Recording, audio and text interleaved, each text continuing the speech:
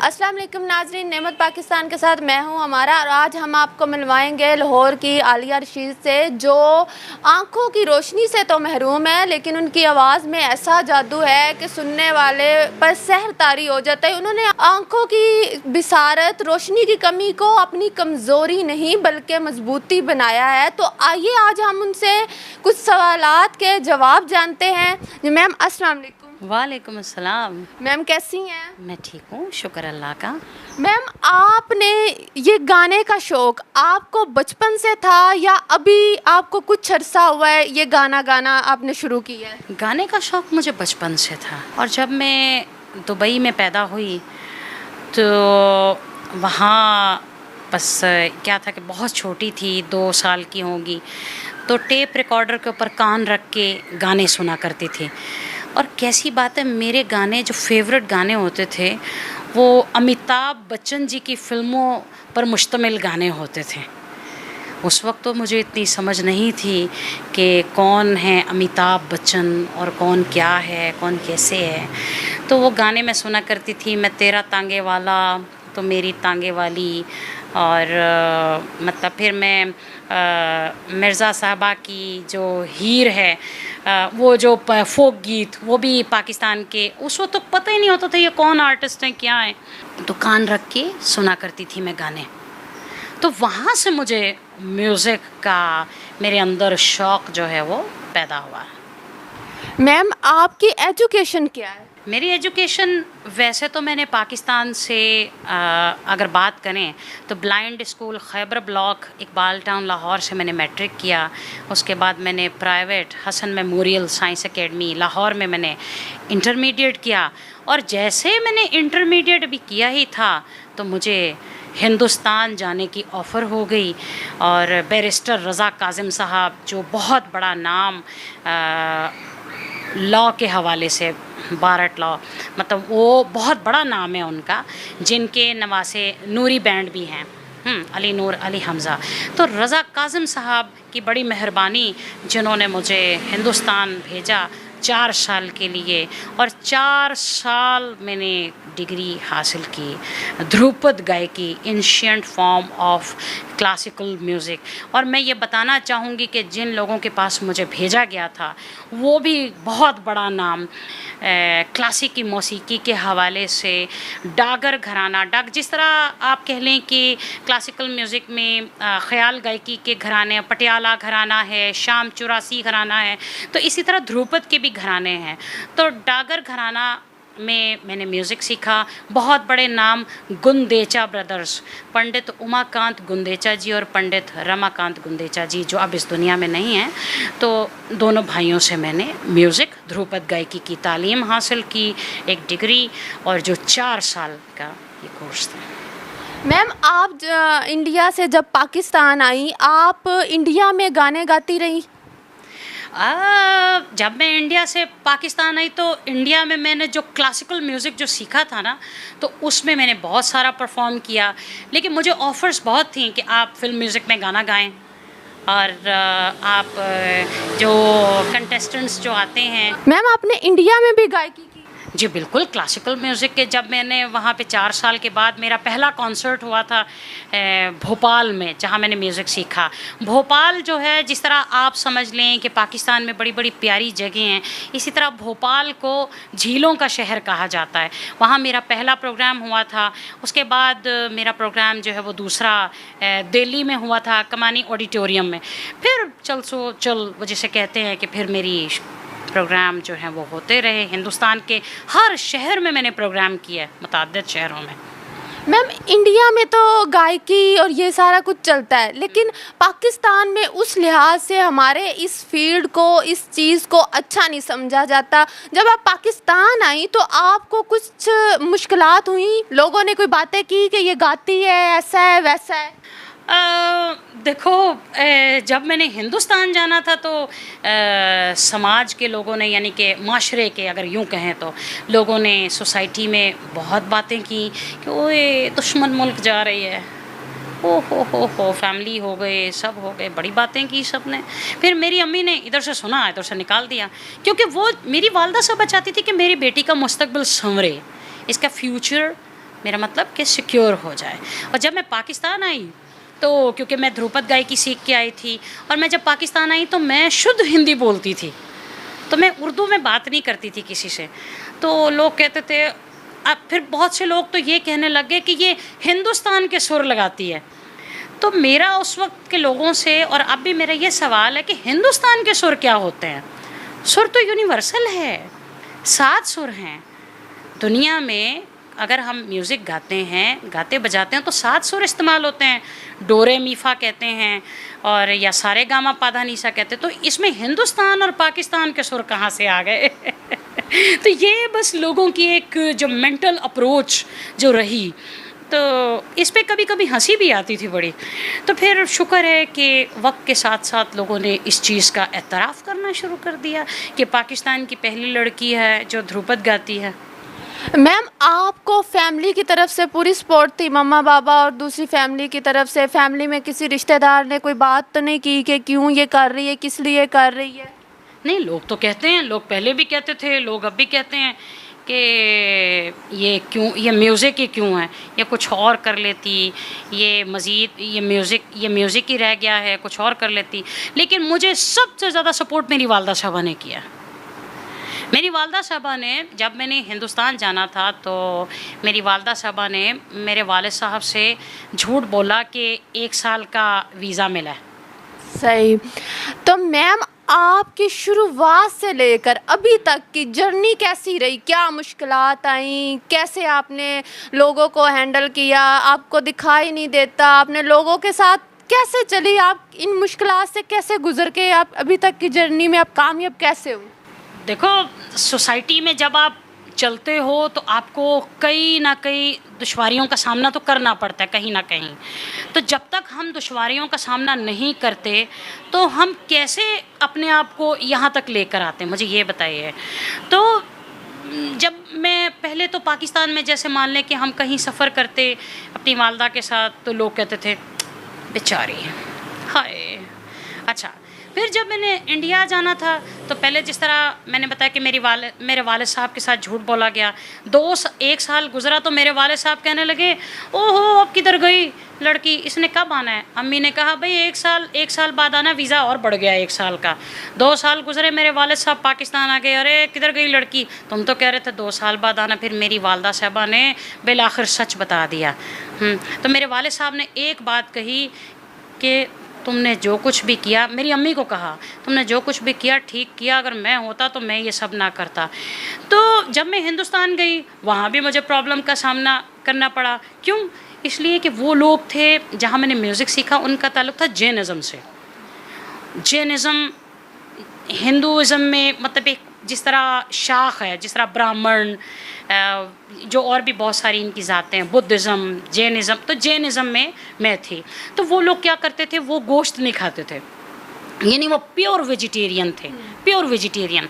तो ये कुछ मतलब कुछ ऐसी चीज़ों का। फिर जो त्यौहार की जब बात आती थी तो हमारा जहन उस वक्त ज़रा थोड़ा सा कंज़र्वेटिव था, तो कंज़र्वेटिव माइंड के थे कि भाई हमने राखी नहीं बांधनी, हमने ये नहीं करना। फिर धीरे धीरे वक्त ने सब कुछ सिखाना शुरू कर दिया, तो कुछ बहुत सारी चीज़ें, बहुत सारे मसाइल का सामना करना पड़ा।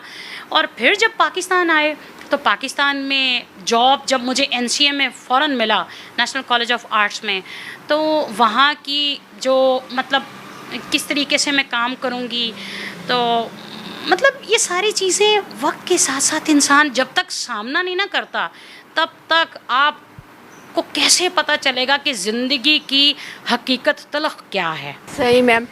मैम, हमारे बहुत से ऐसे बच्चे होते हैं पाकिस्तान में जिनका अलग अलग पैशन होता है। अब तो बच्चों का ये भी शौक़ है कि हम गाएं, म्यूज़िक में आगे जाएं, लेकिन हमारे पेरेंट्स वो नहीं ऐसा करने देते। हमारे उस आर्ट को, हमारे अंदर का जो एक फ़न होता है उसको बाहर नहीं आने देते। हमारा माशरा इसको एक्सेप्ट नहीं करता। आप अगर इसका कोई मतलब पॉजिटिव वे में कोई मोटिवेशनल चीज़ आप बताएं, उनको ऐसा मैसेज दें कि आखिर हमें ऐसा क्यों है हमारी सोसाइटी में और हमें क्या करना चाहिए।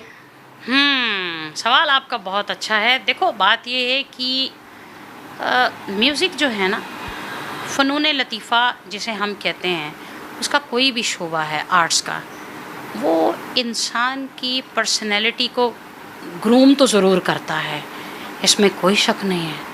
आप चाहे फ़ाइन आर्ट्स कर रहे हैं, चाहे आप ड्रामा कर रहे हैं, चाहे आप गाना बजाना कर रहे हैं, तो हमारी शख्सियत को ये सब आर्ट के जितने भी फॉर्म हैं ये बेहतर बनाते हैं। अब हम डॉक्टर तो बन जाएंगे, तो डॉक्टर बनने के साथ हम फिज़िक्स पढ़ लेंगे, लेकिन लोगों को अगर ये समझ आ जाए ना कि म्यूज़िक की अहमियत क्या है हमारी ज़िंदगी में, ये जो डॉक्टर्स कहते हैं कि फ़िज़ियोथेरेपी करनी है, तो इसके पीछे जब म्यूज़िक चलता है तो ये पेरेंट्स को और डॉक्टर्स को भी समझ आना चाहिए कि म्यूज़िक हमारी ज़िंदगी में इसकी कितनी अहमियत है। ये जो पेंटिंग लोग करते हैं, जो लोग फ़ाइन आर्ट्स को बुरा कहते हैं, ये समझ लेना चाहिए कि ये जो हम मुसव्वरी करते हैं, पेंटिंग जब ये करते हैं तो हमारी ज़िंदगी में हम कैसे रंग भरते हैं। तो ये सबसे पहले तो जो फ़नकार हैं उनको ये बात समझानी चाहिए। हमारे मीडिया को जो है वो इतना जो मीडिया का जो इन्वायरमेंट है वो ऐसा होना चाहिए कि मीडिया में ये एजुकेट करना चाहिए मीडिया में कि म्यूज़िक, ड्रामा, थिएटर जिसे कहते हैं, या फ़नून लतीफ़ा का कोई भी शोबा है, वो हमारी ज़िंदगी में इनकी अहमियत क्या है, ये बहुत ज़रूरी है। जब तक सोसाइटी अपने आप को देखिए, सोसाइटी को किसने बदलना है? हम लोगों ने। माशरा मतलब सोसाइटी हम बनाते हैं, माशरा हम ही से बनता है, हम ही यानी इंसानों से माशरा बनता है। तो जब तक हम लोगों को तरीके से एजुकेट नहीं करेंगे तो फिर कैसे लोगों को पता चलेगा कि म्यूज़िक क्या है, फ़ाइन आर्ट्स क्या है और बाकी चीज़ें क्या हैं। मैम, आपसे आखिरी सवाल करते जाएं कि हमारी यूथ बहुत परेशान रहती है, अपने कोई भी ज़िंदगी का मकसद है, आप आंखों की रोशनी से महरूम हैं, आप हिम्मत नहीं हारी, आप हमारी यूथ के लिए बहुत बड़ी एक मोटिवेशनल हैं, खतून है, और हम ये चाहते हैं कि आप हमारी यूथ को ऐसा पैगाम दें कि वो आपकी उस बात को समझे और अपनी ज़िंदगी में मायूसी ना लेके आए। देखिए, बात यह है कि ज़िंदगी में मैं एक बात अपने स्टूडेंट्स को कहती हूँ कि 3 चीज़ें ज़िंदगी में ज़रूरी हैं। एक है पेशेंस, एक है पैशन और एक है डिटर्मिनेशन। अगर ये 3 चीज़ें आपकी ज़िंदगी में नहीं हैं तो आप अपनी ज़िंदगी में कामयाबी हासिल नहीं कर सकते किसी भी तरह की। आप अपनी ज़िंदगी के वो मकासद हासिल नहीं कर सकते हैं जब तक ये आपके अंदर 3 चीज़ें नहीं हैं। पेशेंस भी होने चाहिए और पैशन भी होना चाहिए और डिटर्मिनेशन भी होनी चाहिए। और कभी अपने आप को ये मत कहें कि हमारे अंदर कुछ नहीं है। आपके अंदर वो सब कुछ है आपके अंदर। अब देखें, आप लोगों के पास जिस्म के हर अज़ा हैं लेकिन आपका दिमाग काम नहीं करता। मेरे से एक दफ़ा किसी सहाफ़ी ने पूछा था कि आलिया, आपकी नज़र में डिसेबल आप किसको मानती हैं? मैंने कहा कि मैं सच बोलूं? उन्होंने कहा हाँ जी सच बोलें। मैंने कहा मैं डिसेबल उसको मानती हूँ सबसे पहले तो जिसके पास सोच है, सोचने के लिए अक्ल है, लेकिन वो उसका इस्तेमाल नहीं करते। मैं उसको डिसेबल मानती हूँ जिसके पास चलने को सलाहियत है लेकिन वो कदम से कदम नहीं मिला के चलते। मैं उसको डिसेबल मानती हूँ जिनके पास देखने की सलाहियत है लेकिन वो देखते नहीं। मैं उसको डिसेबल मानती हूँ जिसके पास सुनने की सलाहियत है तो वो सुनते नहीं। तो मुझे ये बताएं, तो फिर आप क्या? उस सहाफ़ी को मैंने ये कहा, कहता है ऐसे लोग तो बड़े ख़तरनाक होते हैं। तो मैं क्या फिर अपना मुआवजा कर लें? मैंने कहा अपना मुआवजा कर लें आप लोग। तो मैं सबसे ये कहती हूँ, खुदारा अपने आप को कभी डिग्रेड मत करें, डिसहार्ड मत करें अपने आप को। आपको अल्लाह की ज़ात ने जो सलाहियतें दी हैं उसको बरूए कार लेके आएँ, उसको अमली जामा पहनाने की कोशिश करें। ठीक है, मैं मानती हूँ कि हमारे मुल्क पाकिस्तान में टैलेंट को एक्सप्लोर नहीं किया जाता। मैं मानती हूँ, मैं 100% मानती हूँ इस बात को। लेकिन खुदारा अपने आप को ज़ाया मत करें, अपने आप को जो है कुछ लोग तो ऐसे होते हैं कि वो हिम्मत हार जाते हैं, ख़ुदकुशी कर लेते हैं। मैं समझती हूँ कि ये बहुत बड़ी ज़्यादती है, ये बिल्कुल नहीं ऐसा होना चाहिए। मैं सबको मैसेज देती हूँ, अमन से रहें, प्यार से रहें, और खुशहाली तभी आती है जब हम मन से और उस करने से जो है हम अपने काम को करके दिखाएं। हम अपने मुल्क पाकिस्तान की खिदमत तभी कर सकते हैं जब हम ये तय कर लें कि हमने वाकई सच में कुछ करना है, हमने सच में पाकिस्तान के लिए कुछ करना है, अपने लिए, अपने फैमिली के लिए और पाकिस्तान के लिए कुछ करना है, पाकिस्तान का नाम रोशन करना है। हम दुआ करते हैं कि हमारा मुल्क पाकिस्तान दिन दोगुनी रात चौगुनी तरक्की करे। आमीन। तो मैम हमें अपनी सुरीली आवाज़ में कोई अच्छा सा गाना सुनाएं ताकि हम भी आपकी आवाज़ से लुत्फ़अंदोज़ हो सके। जी बिल्कुल, मैं कोशिश करूँगी। वैसे तो दुनिया मुझे क्लासिकल सिंगर के उससे जानती है, मुझे नाम से, और बल्कि मैं आपके मीडिया के तवस्सुत से एक बात ज़रूर कहती जाऊँगी, इस कि एक तो जिनका हक़ होता है उन्हें हक़ नहीं दिया जाता, उन्हें हक़ दें, उन्हें हक़ दें, उनको मौका दें। इसमें मीडिया का भी अहम किरदार मीडिया को भी अपना अहम किरदार अदा करना चाहिए। और जिनके पास पैसा है, जिनके पास आवाज़ें भी नहीं, उनको मौके मिलते हैं। अब जैसे कभी कभी मेरा दिल चाहता है कि मैं कोक स्टूडियो में जाऊं, बट वो कहते हैं ना कि अपने अपने लक की बात है। और दूसरा पैगाम मैं ये देना चाहती हूँ कि हुकूमत की सरपरस्ती बहुत ज़रूरी है। हुकूमत की जब तक सरपरस्ती नहीं है तो माज़रत के साथ फिर फ़नकारों से किस किस्म की उम्मीद की जाती है कि वो ठीक है, फ़नकार ने अपने तरफ से तो मुल्क पाकिस्तान की नुमाइंदगी उसका हक़ है करना, उसका फ़र्ज़ है करना, उसकी ज़िम्मेदारी है। देखें, सियासतदान मुल्क पाकिस्तान की खिदमत कर सकता है, एक डॉक्टर मुल्क पाकिस्तान की खिदमत कर सकता है, एक पुलिस जो है, फ़ौज मुल्क पाकिस्तान की खिदमत कर सकती है, तो क्या फ़नकार क्यों नहीं मुल्क पाकिस्तान की खिदमत कर सकता? और वो फ़नकार जो मैं समझती हूँ कि हुकूमत की सरपरस्ती जहाँ नहीं है और सिफारिश के तहत सब काम होते हैं, तो हुकूमत की सरपरस्ती भी होनी चाहिए। और मीडिया का भी ख़ास तौर पे अहम किरदार उसमें होना चाहिए कि मीडिया भी अच्छे तरीक़े से काम करे। बहुत शुक्रिया मैम, हमें गाना सुनाते जाइए आप। जी जी, गाना तो मैं ज़रूर सुनाऊंगी। देखे हम आपकी आवाज़ जी जी जी जी जी जी जी जी आप बिल्कुल मेरी आवाज़ से लुत्फ़अंदोज़ हों।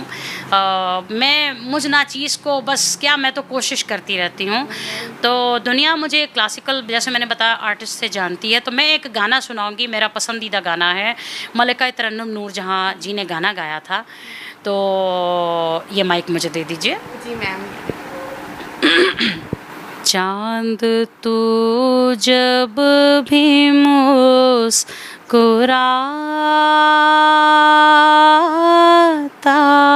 है,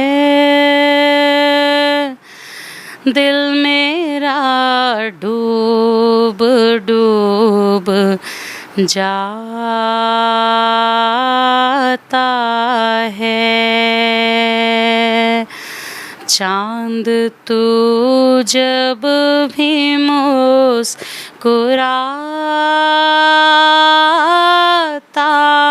है,